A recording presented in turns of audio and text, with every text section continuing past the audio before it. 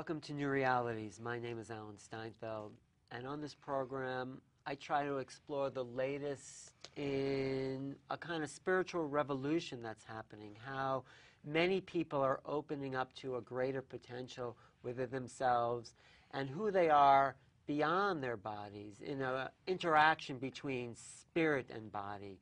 And tonight's guest has devoted his life to this work. He is a healer, a spiritual teacher, an author.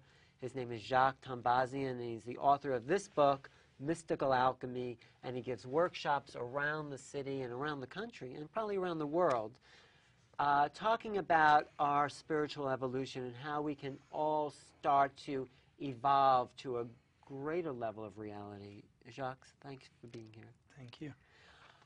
What's most interesting about your work is that it seems like we're all at a time within the history of the planet where we can reach what's been called enlightenment, where we can open up to the divine and bring that into us.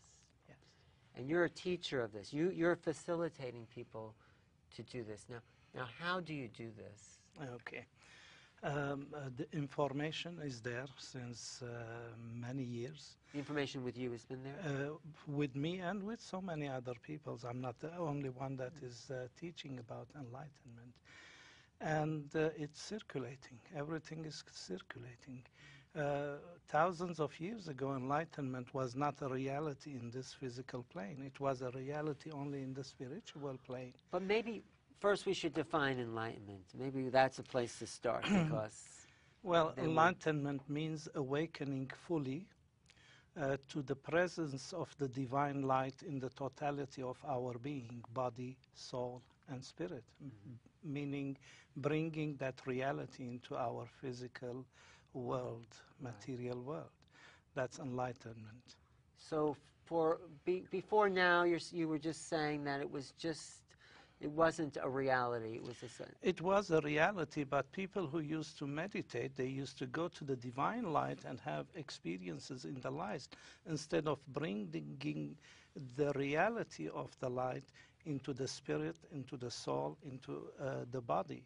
So now the reality during the age of Aquarius, to bring that reality here, and people are aware, people are conscious, and people have access to the knowledge. Before, they were not. Just few people were privileged to reach enlightenment during the age of Pisces. During the age of Aquarius, enlightenment is not a privilege anymore to a few initiated masters. Enlightenment has become a necessity to our individual and collective sanity, and it is accessible to everyone. That's great. It's actually not even just a necessity. It seems like it's something within the atmosphere of living on the planet at this point. Absolutely. And the new generation that are born, some people call them the indigo children or crystal children, these are people who are coming almost enlightened.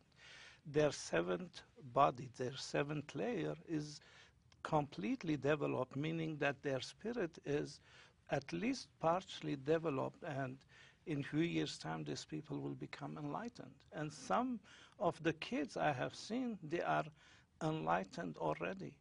It's amazing what we are seeing with the new generation. So you work with people to bring about this enlightened awareness. I empower people. I give them the tools. In the book, there are 31 meditations to teach people how to develop their higher subtle bodies, their higher chakras, and their body, soul, and spirit. And when I say higher chakras, I'm talking about 70 major chakras. 70 major chakras. Because the body has, for me, 10 chakras. The soul has 14 chakras. Well, before we lose people, what is a chakra? I mean, I have an idea of what a chakra is. It's connected to the endocrine gland systems that power a certain level of consciousness.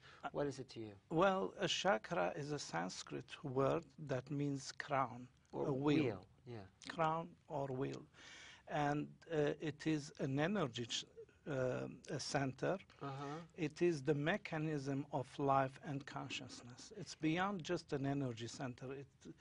It is the consciousness itself. It is a consciousness that is then accessible by our mind? It is accessible by our body, by our soul, by our spirit. That's why the body has its own chakras, and people were just developing that. And because it is the age of Aquarius, it is the age of enlightenment, people are ready now to develop the chakras of the soul, which are 14, and the chakras of the spirit, which is 46. So that exist outside our physical body, these chakras. outside the physical body, but it is in the soul. But when I say body, soul, and spirit, it is a whole organism together. Eventually, when we reach enlightenment, body, soul, and spirit become one. This is what in the alchemist tradition they call the Hermes Trismegistus, the thrice great, the owning of those three levels of being. 3 levels of consciousness. Yeah, Yes. 3 levels of. So what's the difference between soul and spirit? Soul is our essence. Soul is the essence. Yes. And So, spirit. but let me Okay, talk go ahead. about the soul, because the soul is our essence. At first, there is no body, there is no spirit. There is only the soul. Okay. The first time there is an incarnation, 3 months prior to the physical conception, there is a conception of a soul. This conception is done by the human archetype and Gaia, our Mother Earth, which is another archetype. And then 3 months later, 3 months before conception, you said? physical conception. Physical conception. This is the spiritual conception. Okay. And 3 months later, the physical conception starts, and 9 months later, there is a body. Now there is a body and a soul, and then the experience that the soul have during the year or during many incarnations develops the spirit, and the spirit is our relationship to the divine. Wait, so let me understand. If you're saying the soul isn't formed until 3 months before Before the physical conception, the first time when we are incarnated. the first incarnation, you're Yes, saying? I'm talking about the first okay, Afterwards, afterwards, that soul lives on. lives on. Okay. Lives on. Now, when a person dies, is the soul coming back? Not all the time. Sometimes the soul comes back if they have enough crystallization, means enough suffering from the first incarnation. Suffering? Or involved in deep creative work. You mean they've owned enough a human wisdom in a sense? Exactly. Okay. Exactly. This is when they get crystallized, their soul, and they are capable of reincarnating again. My definitions of soul and spirit are a little different. Mine says the soul is something that the soul was developed as a result of the spirit having different adventures. So the soul is the recorder of experience, and that stays with the spirit, but the spirit is the forever light essence that we are. Once we develop it, not before we develop it. Anyway, those are little details, but how do you then get people to connect with those parts of themselves? It's very easy. I mean, I have many meditations that I do. I start with developing the higher chakras. I start afterwards developing their subtle Where bodies. are the higher chakras? Can you? Well, can we, if we talk about the 7th chakra here that everybody knows, in the physical body. the 8th chakra is here, but the 8th chakra today is here. In a week or in 3 weeks, maybe it's here. For the planet or for everyone? For everyone, depending on their development. The more we develop, the subtle bodies get wider, and then the chakras, the place of the chakras get higher and higher. So we don't have to intellectually know the exact location. The location changes from time to time, but you have to say 8, 9, 10 is above, all the way up. Well, that's also why you can feel someone standing behind you, because your bodies go, and so their energy is impacting on our energy, and we're actually feeling it in our bodies. Absolutely. But, you know, let's go, have just a little history, because you were born in Lebanon. Yes. My father comes from an Armenian background. Yes. My mother comes from a Jewish background. And 30 years ago, when the war started there, I left. I came to New York for a while. Then went to the Gulf region, worked with my father who was a contractor, and then worked in Germany. Were you involved in spiritual awareness at that point? Spiritual awareness, little bit, not much. I had problems. I was in Catholic schools. I was with the Jesuit. I was kicked out of all these schools because I was a rebel. But somewhere, somehow, I wanted to become spiritual. I wanted to become a priest. So it was there, but because I wasn't accepting everything that was happening around me, so I just backed off for a period. But what happened to create this awakening you? Because something's awoken. Yes. Well, 20 years ago, I was in a business trip to the Soviet Union, to Armenia, and I was invited by a nephew to a seance of communicating with spirit. I went there, I started communicating, and it never stopped. You mean you started to communicate with a spirit? With spirits, yes. They start channeling spirit, and everybody start communicating with spirit. I was intrigued by this experience, and then I haven't stopped. I used to do 6-7 hours of communicating every night. With your particular spirit guide? With my guides, and I was exploring other dimensions and seeing guides of the universe also, not only the personal ones. So something opened up for you in that seance? In that seance, something opened up, and then later on, my experience with these guides, I have received certain initiations. They start telling me things. They start giving me mantras. They start giving me symbols. Knowledge was transmitted, so I was taking in, and when they tell me this mantra is to heal arthritis, I take it, and next time I have someone with arthritis, I used to try it, and then it's healed. Then it became part of my teaching, part of my work. So you'd go into a meditation and get different messages from these guides, and then you'd work on people? Well, different ways. Like I used to close my eyes, suddenly someone, an angel, opens a book. There is something to read. I used to read it. I used to write it. Well, you close your eyes and there'd be a book in front of you? A book in front of me. A book would appear in front of you? Or a guide. Yes. You call it angel, you call it whatever. guide, whatever. Yeah. And opens a book and... What do you mean opens a book? Like you're closing your eyes and the angel opens a book in your...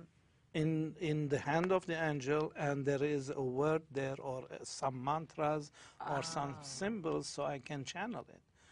So the words, I was channeling it easy, and later on the symbols I had difficulty because I'm not a good artist.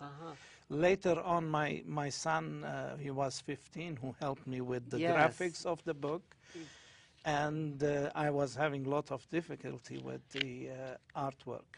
So you put the symbols that these angelic beings gave to you in this book, the Mystical Alchemy book. And so you are basically here to help heal and open people up to this level.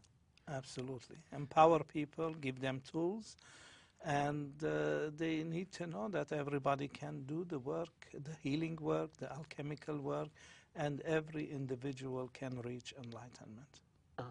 And what does an enlightened world look like when we all reach enlightenment? Well, I could describe it from my experience, inner peace.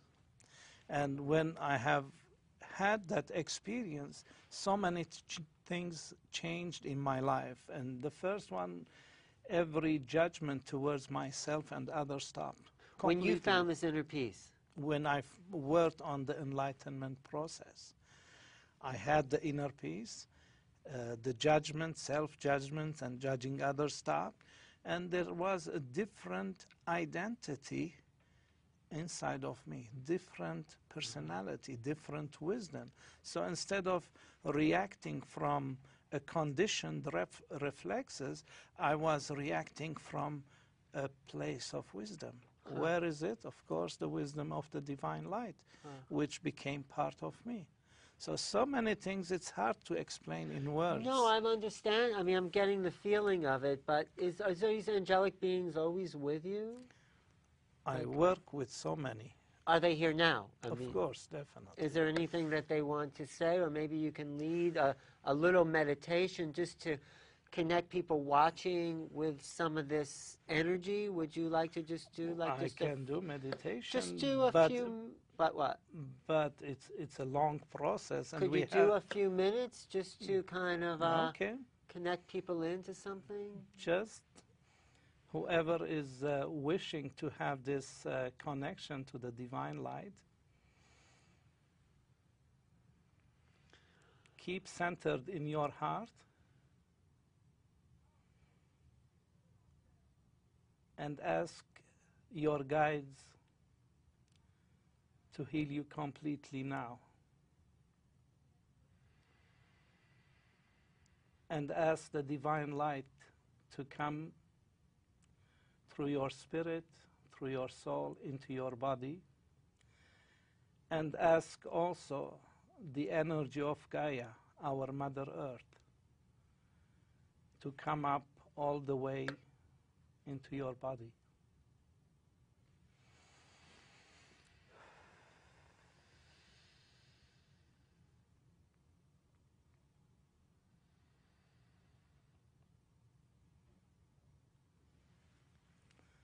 That is a quick version for a meditation. But you know, I felt a connection. I felt when you were talking, something slowed down a little bit, and I felt I was connected to a deeper part of myself. Yes. So that was good.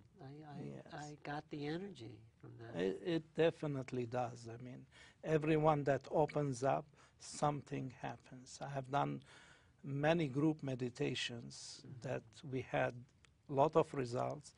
But also, it's not my institute about teaching. I have another organization that we work on the consciousness of the planet. What do you mean? What's that organization? Global Healing Foundation. And what we do is we work on the consciousness of humans. We work on wars to create peace. We work on contaminated lakes. How do you work on it? Through energy. By having a group come together and thinking about? I have a group, colleagues that are healer, alchemists, whatever you want to call them, beautiful people. We come together, we do healing work on the planet, on the chakra of Gaia, on the subtle bodies, and we go and visit places where there are wars, where there are miseries, and energetically we can work and transmute these situations. And it's working. You're actually getting proof that you are doing that. Well, we're doing this. It's coming out of our heart. We know that it's working. We don't need proof. It's working. We have seen proofs, but this is not something we want to prove to others, although I'm working presently on a project with a medical doctor on proving that the reproduction of organs is possible through energy medicine. The regeneration of certain organs? Reproduction of an organ. Like a degenerated organ. Someone who lost the ovary, for example, through energy medicine, it can be worked on and reproduce that organ. Has that happened? Has someone reproduced an ovary? It can happen, and it did happen. It did happen. I had few experiences, and now we are in the process of documenting cases with the medical doctor. So you're saying a woman had an ovary removed, and you worked with her, and she actually reproduced an ovary. That's what you're saying? I just want to get clear. Yes. That's amazing. That's miraculous. That's I mean, functional. I believe that healers during the age of Aquarius, they are going to be capable of doing this kind of miraculous healing. But the incredible thing is that it was documented by a doctor. No, it hasn't been. It hasn't. We're just working on documenting few cases. We're working on a lung, we're working on a prostate, we're working on a breast. Few cases. Does it take a long time to regenerate, or does it happen immediately? Well, with alchemy, things are very fast, but with the reproduction of organs, I'm seeing that it takes time. For me, 5-6 months. And I don't know why. It is on its early stages. Now, how do you do that? What are you saying? Mantras? Are you putting hands on? I mean, Well, I work with chalices, but this chalices? has, yes, cups. Cups. Yes. Cups that you Different cups, meditate? which is in the book also. book. But Yes. the key here is not the knowledge. The key here is the spiritual and the energetic development of the healer that makes the whole different. If a healer is developed energetically and spiritually, they can do that. But not many who believe that they can do that. So you're teaching healers that they can do it as well. It's the next book that I'm writing, Interactive and Energetic Medicine. Interactive, so it'll be for healers to work on that level of reproduction, regeneration. Reproduction of organs. That's amazing. That's beautiful. Thank you. It is. I wanted to ask you about alchemy. Now, I have an understanding of alchemy, which is, the making, the turning of substances into gold, or the turning of the body into spirit, bringing light into the body, and the transmutation of who we are. What's your definition of alchemy? Okay, alchemy is an ancient word that means great work. The great work. The great work. Right. This is alchemy. Alchemy is the knowledge of transmuting matter, and in the past they were transmuting base metal into gold. Transmuting energy means consciousness, emotions, diseases, and also transmuting situations. So with the knowledge of alchemy, you can use it for the transmutation of all of this. And as far as we can remember, alchemy was the main path for awakening, enlightenment, and self-realization. If you go to China, to Greece, to ancient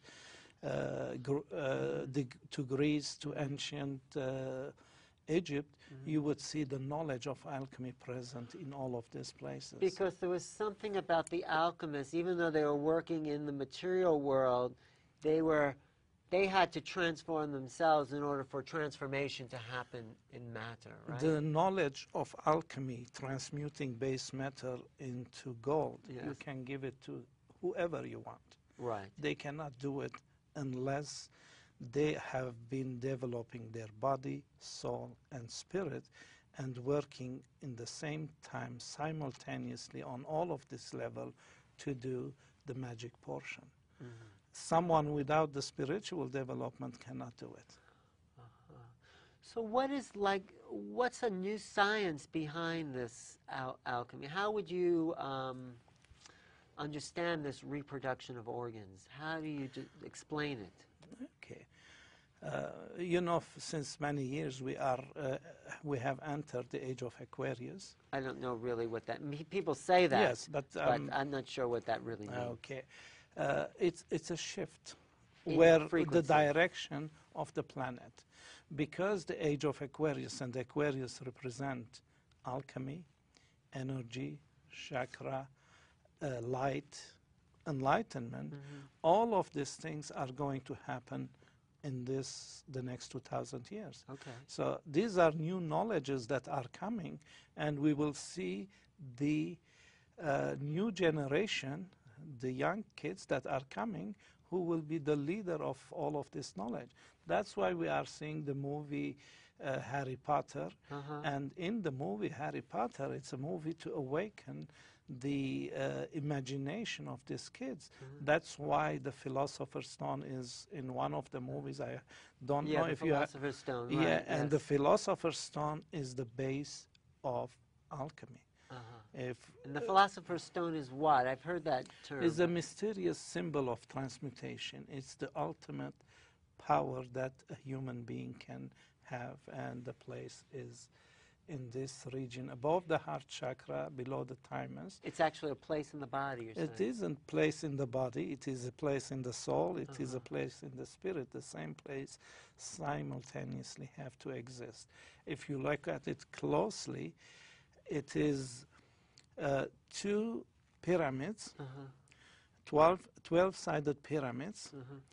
The first part of the Philosopher's Stone is red gold, and it is divided into two. The upper part is going clockwise from the past to the future, Yes. and the below is from the future to the past. And the empty space in between is the now, where the creation is happening. So what happens is, if you look at the philosopher's stone of someone, it's just a sphere that is vibrating. You just see movement. You don't see... You see that in people. Do you see that in people? Yes. Okay. Yes. It's rarely to see in people, but once you see it, you see it. So if you just look at that, you just see this vibration. It's vibrating. It's a sphere. It's moving. You don't see it unless you stop it. You check it. You check the pyramids, the 12-sided pyramid, and inside also there are chambers, and these are the chambers of initiation. But what does that have to do? How do we connect in with the philosopher's stone? How do You we come access to me, or you read the book. And by accessing this philosopher's stone, that's the beginning of our not the beginning, but that's part of the transformational process? The philosopher's stone, you can develop it when you reach enlightenment. It's the end product. And then from that, we can access a kind of magical experience of the world. The magical experience people can have it during their quest to enlightenment, every time they have one experience. And of course, at the end, it's another story, because enlightenment is not the end. Enlightenment is the beginning yes. of our divine path. I've been talking to Jacques Tombazian, yes, the author of Paths to Enlightenment. It's New Realities is the name of the show. And if you have questions about the program, you can talk to me or email me at newrealities@earthlink.net. Thank you for watching. Thank you, Jacques, for being here. Thank you.